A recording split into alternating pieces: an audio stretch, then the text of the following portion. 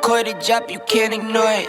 I'm transforming now these cars and planes, I'm always boarding. Just out touring down in Charlotte like I play for Hornets. When I'm performing, never boring.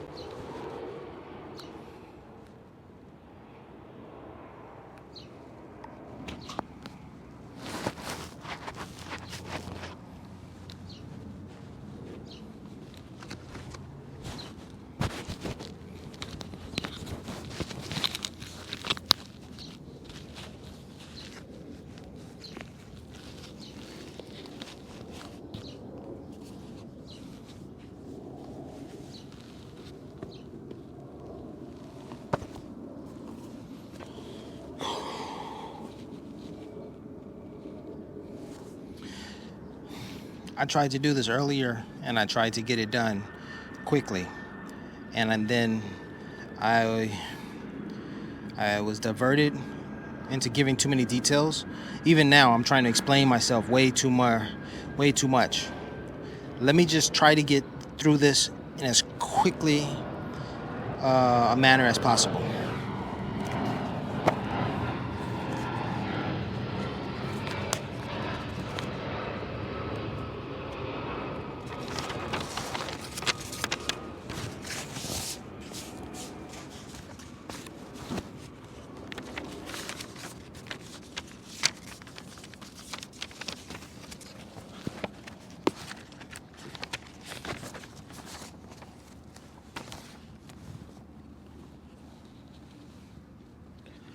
I'll try to get through this as quickly as possible.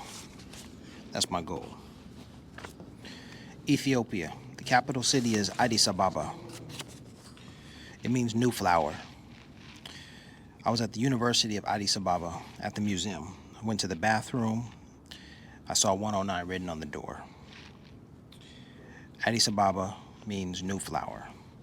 Japan. Japan, you've heard of the Japanese restaurant Benihana? That means flower. That's my segue into Japan. So the owner of the restaurant, Rocky Aoki, he was born on 10/9. Okay? As you can see, we're sticking with 10/9 here. So Addis Ababa, Ethiopia, new flower. At the museum, I saw 10/9 on the door. Cut to Japan, Benihana owner, Rocky Aoki, he was born on 10/9. Okay. Let's go back to Ethiopia. I went on a tour of Ethiopia in 2017. I learned about Aksumite Empire. The Aksumite Empire, I learned about Queen of Sheba. I learned about the Battle of Adwa, which the Ethiopians won. It was between Ethiopia and Italy. All right. When I learned about the Aksumite Empire, I learned that Ethiopia, Eritrea, Saudi Arabia, and Yemen were at one time all one nation, one empire. I imagine Djibouti had to be in there too, because you can't get from Ethiopia, Eritrea to Saudi Arabia or Yemen without going through Djibouti. So, Aksum. When I learned about Aksum, I made a connection between Ethiopia and Eritrea's biblical history to modern day Ethiopians and Eritreans. I see today modern day Ethiopians and Eritreans as biblical people, basically. So Nipsey Hussle was a biblical figure. So I see a direct line between the Aksumite Empire and Nipsey Hussle. That's why it was easy for me to see, or to understand what the brothers were doing in Los Angeles. When I walked into the store, the Marathon clothing store on Crenshaw and Slauson, when I walked in there the first time, I had one foot. My one foot was in Ethiopia, the other foot was in Los Angeles, and I could see what they were doing. Ethiopia had the longest monarchy in history, right? Longest monarchy in history? But there are some monarchies that still exist today. But Ethiopia's monarchy goes back like thousands of years. So, yeah. Japan and Ethiopia, okay? So I was making connections between Ethiopia, Eritrea, and Nipsey Hussle today, and then the Bible, Aksumite Empire. I was looking at it like Nipsey was an Aksumite, descendant of the Aksumite Empire, which was led by the Queen of Sheba. These are all biblical references, so I could see the biblical. I could see how the Bible and Nipsey, were one. I was like, that's a biblical dude right there. So that day that I saw the picture of Nipsey that was taken of him in Japan, in which the number 109 is in that photo, then I was like, hey, something's happening here. This is an omen, right? This is a sign. So yeah, that's what it was. 109, those are my numbers. Now the connection between 109 and Japan, I'm not going to get through this quickly. The connection between 109 and Japan is that, Hiroshima and Nagasaki are the two cities where the atomic bomb was dropped. Well, the atomic bomb didn't come to fruition without the address 109 East Palace. That address was integral to the development of the bombs. It was a clandestine operation, and all the scientists, every person who worked on the atomic bomb had to meet at 109 East Palace, 109. So there we go. We have Japan. We've got 109 East Palace, that address. We've got a picture that Nipsey Hussle took when he was in Japan that had the number 109 in it, or 109, or the Japanese call it Ichimarukyu. And then Jean-Michel Basquiat. There was a picture of Basquiat. There was a painting that Basquiat created, in which I say that he painted Nipsey Hussle, because 109 is in that painting, and that painting looks like the photograph that Nipsey took in Japan. Life is a mystery, y'all. All right, let's see if I can run through these quickly. In Puerto Rico, I saw a truck with the number 109 on it. Okay. I was in Sweden, Stockholm, Sweden. I was at the Alfred Nobel Peace Prize Museum, and I saw a picture of Malala. Malala was shot on 10/9 in the year 2012. By 10/9, I'm saying October 9th. So she was shot on that day. You see, Malala was fighting for the right for young girls to gain an education. She's from Pakistan, and it's outlawed there. The Taliban were ruling the ladies, so she went against the rules, and she nearly lost her life on 10/9/2012. The connection between Alfred Nobel Peace Prize Museum and Malala is that she won a Peace Prize, the Nobel Prize for her work, for her activism. So when I went to the Nobel Peace Prize Museum in Stockholm, Sweden, and I saw Malala's picture, I made a connection with 10/9 because of her story. And then I also made another connection with another important figure, Karl von Ossietzky, because on a document that was intended for him, it was a telegram for Karl von Ossietzky to inform him that he won the Nobel Peace Prize.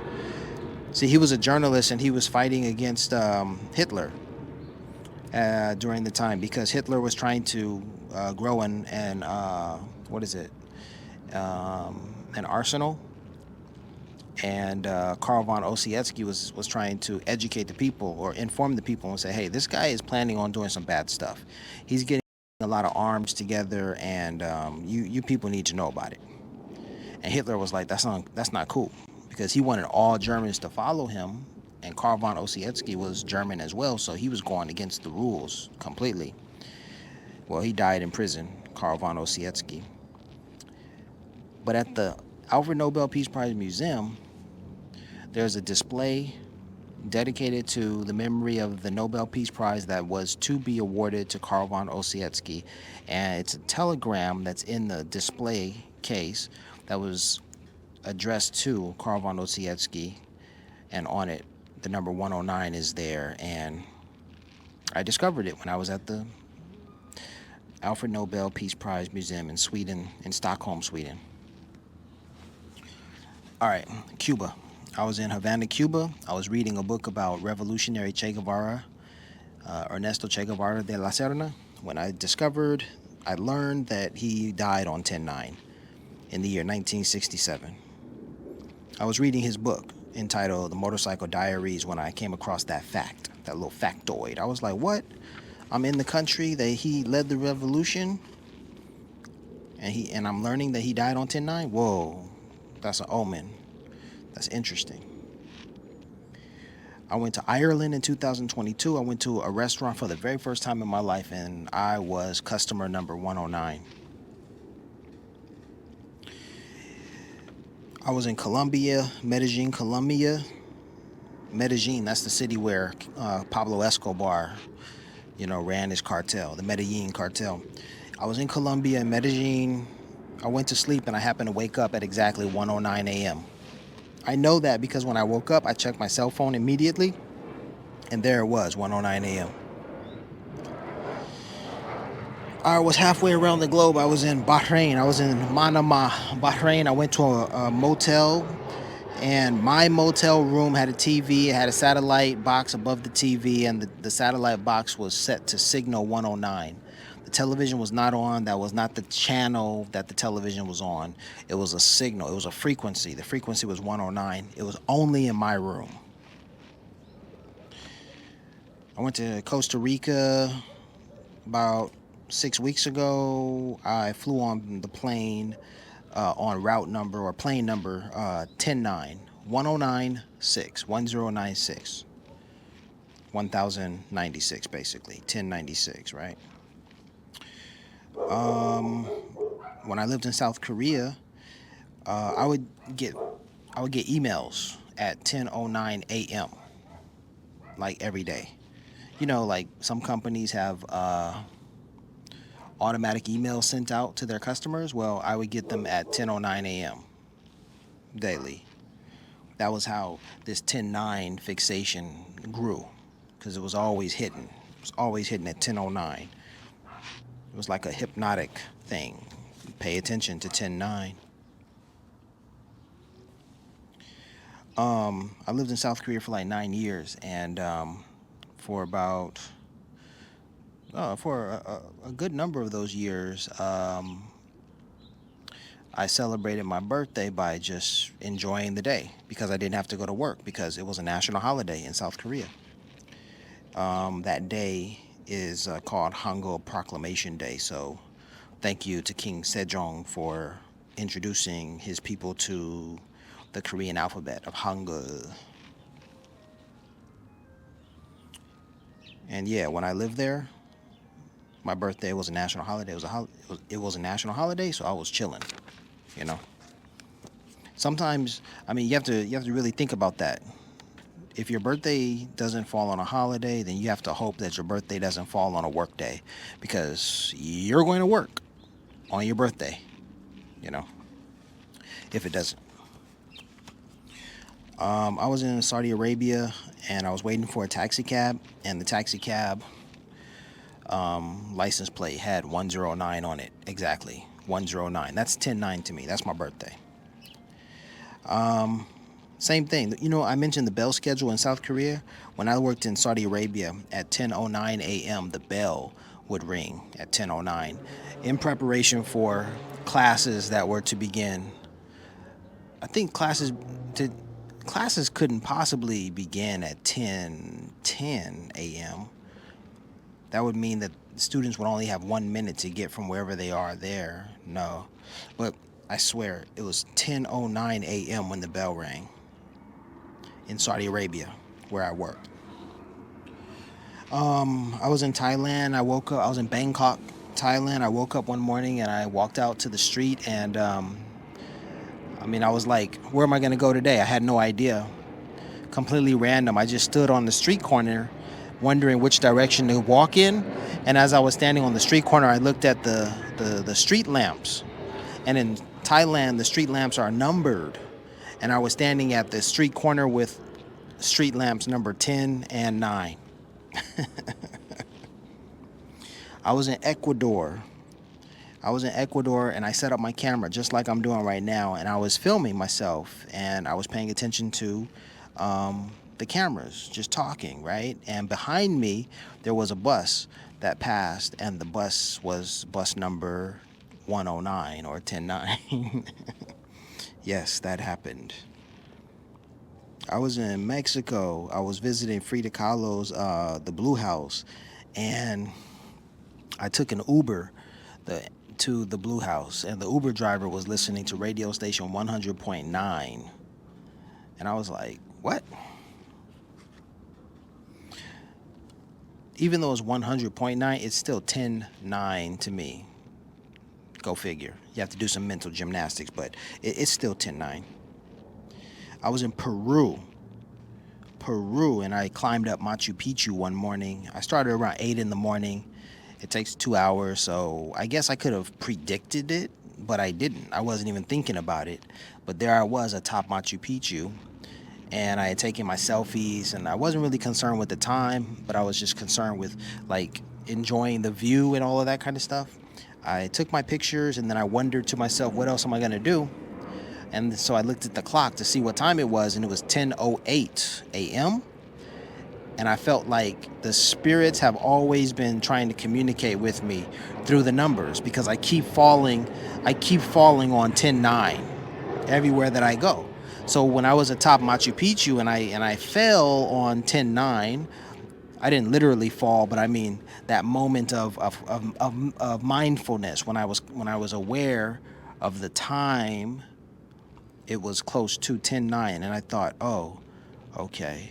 So every time my mindfulness, every time I am mindful, it falls on 10:9. And there I was 1 minute before 10:9. And so I said, okay, I think the spirits are saying you accomplished your goal. You've taken photos at the top of Machu Picchu. Now it's time to go down the mountain. Now it's the time to start your descent. So I thought, okay, what a fine time to make my descent, because I'd already gone up. So I was like, what else do I do? Well, now you have to go down. Well, when do I go down? Should I stay up here and wait and meditate? No. Go down at 10:09, your number. I said, okay, I got it. I got the message. I was in Poland, and I went to Krakow, Poland, and I didn't see 10:09 anywhere really, but I went to the Oskar Schindler office, or the Oskar Schindler factory, where he saved, I guess, the lives of about 100 Jewish people or so, or maybe more. I did not see 109, 10:09 there, but I discovered that when I learned a little bit more about Oskar Schindler, well, I learned that he died on 10/9 in the year 1974. Yep. Yep. I think, oh, okay, Oman. I got to tell you about Oman, the country of Oman, the Sultanate of Oman. That's where all the really weird things happen. Like when I got to Oman, the first thing that happened, I was going to the office to sign my work contract, and the car parked outside of the office it had a license plate with 109 on it, 10/9. So that was an omen. And then while I was working in Oman, sadly, Nipsey Hussle was murdered. I was a big fan of Nipsey Hussle that year. And I was surprised, deeply saddened by his murder. And on the day that I learned of his death, I still had to go to work. I was driving to work, and a big truck cut me off in the desert, and that truck's license plate had 1090 on it, 1090. And I was like, whoa, because in the desert there aren't, at that hour, it was probably like 7:30, 7:40 a.m. because I would always leave around 7:30 in the morning. That was the cutoff time. Even to this day, I leave home at 7:30. That's the cutoff. That's the latest I should leave home. After that, I'll be late. And there I was in the desert, leaving home at 7:30 also, and and there weren't any cars on the road, but that one truck, and it cut me off, and it was a big omen because it was like he cut me off, so it was more like, look at my license plate, look at me, make sure that you are mindful in this moment, be aware of your surroundings. And I was like, yeah, I see 109, I clearly see 109. Okay, I get it, it's an omen, I got it, I see it. And then the really spooky thing about 109 that happened to me in Oman is 7 days after that, I walked outside of my home, I looked into the sky, and there was a cross in the sky. A cross, a crucifix that was up in the sky. And I was like, I think Nipsey's murder, the sight of 109, and that cross, I think those are all omens. And I was in the desert. And just yesterday, I finished reading Paulo Coelho's book, The Alchemist. The book is about omens. The book is about the desert. The book is about the universal language. It's like everything that I know 109 or 109 to mean, everything that it means to me, that book explains, or that book says the same thing. The book has the same message. The book says that there are omens everywhere, right? And as humans, we have to be aware. We got to be mindful, because the universe is talking to us, and I think the universe is talking to me through 109 or 109. Don't you think so too? I mean, with all these moments of synchronicity where I just keep running into 109 like this, like, what's happening? Obviously, the universe is trying to communicate with me. Okay, and then the last thing that happened in Oman, really, really freaky, really, really interesting too. So I was leaving Oman, I got fired, and the situation was I got fired, but they were like, yeah, we're letting you go from this job because things didn't work out for you here. But you know what? Perhaps if you find another school, things might work out for you better over there. And I'm like, really? So what I did was I just gave up. I said, you know what? I'm not even going to try to work in this country anymore. You guys, I was hoping to finish my 1-year contract, and you guys didn't even let me do that.